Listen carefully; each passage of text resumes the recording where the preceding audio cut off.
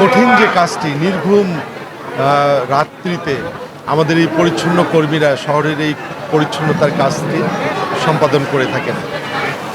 তো একটি নগরীর সকলে যখন ঘুমিয়ে থাকে ঠিক সেই সময় এই কঠিন কাজটি করে থাকেন আমাদের পরিচ্ছন্ন কর্মী ভাই ও বোনেরা, এবং সকালে একটি সুন্দর পরিপাটি নগরবাসীকে উপহার দেয়। এই কঠিন কাজটির সাথে যারা জড়িত বা একটি নগরী সার্বিক পরিচ্ছন্নতা যাদের উপরে বা যাদের সবচেয়ে বেশি কষ্টের বিনিময়ে অর্জিত হয়, সেই মানুষগুলোর কথা সর্বপ্রথম চিন্তা করেছেন বর্তমান প্রধানমন্ত্রী জনাব তারেক রহমান।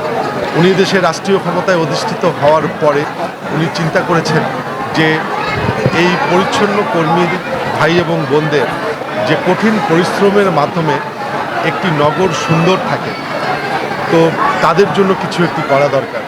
এবং সেই দৃষ্টিকোণ থেকেই আপনারা দেখেছেন যে গণপ্রজাতন্ত্রী বাংলাদেশ সরকারের মাননীয় প্রধানমন্ত্রী জনাব তারেক রহমান এমপি মহোদয়, উনি এদেশে রাষ্ট্রীয় ক্ষমতায় অধিষ্ঠিত হওয়ার পরে গত পবিত্র ঈদুল ফিতরও প্রত্যেকটি পরিচ্ছন্ন কর্মী ভাই এবং বোনকে ঈদ উপহার দিয়েছে। এবং তারই ধারাবাহিকতায় এই পবিত্র ঈদুল আজহা উপলক্ষে সারা বাংলাদেশে ন্যায় রংপুর সিটি কর্পোরেশনের প্রত্যেকটি পরিচ্ছন্ন কর্মী ভাই এবং বোনদের জন্য ঈদ উপহার দিয়েছে। দিনরাত পরিশ্রম করে যেটা দিল ওইটা অনেক উপকারে, মানে অনেক বাচ্চা কাচ্চার জন্য ঈদের হিসেবে আনন্দ লাগলো যে বাচ্চা কাচ্চা খরচগুলো করতে পারবো, মানে ঈদটা আর কি সুন্দর হবে, আল্লাহর মধ্যে কাটবে। তারেক রহমান যে ইয়েটা করলো ওনাকে অনেক ধন্যবাদ বা আমাদের তরফ থেকে ওনাকে সালাম। হ্যাঁ, ঈদের টাকা পাই আমরা খুব খুশি, খরচ খালা করবো, বাচ্চাদেরকে ওটা কিনে দেবো, একটু বাজার খরচ করবো, ভালো, ওই জন্য আমরা আনন্দে ভালো লাগতেছে।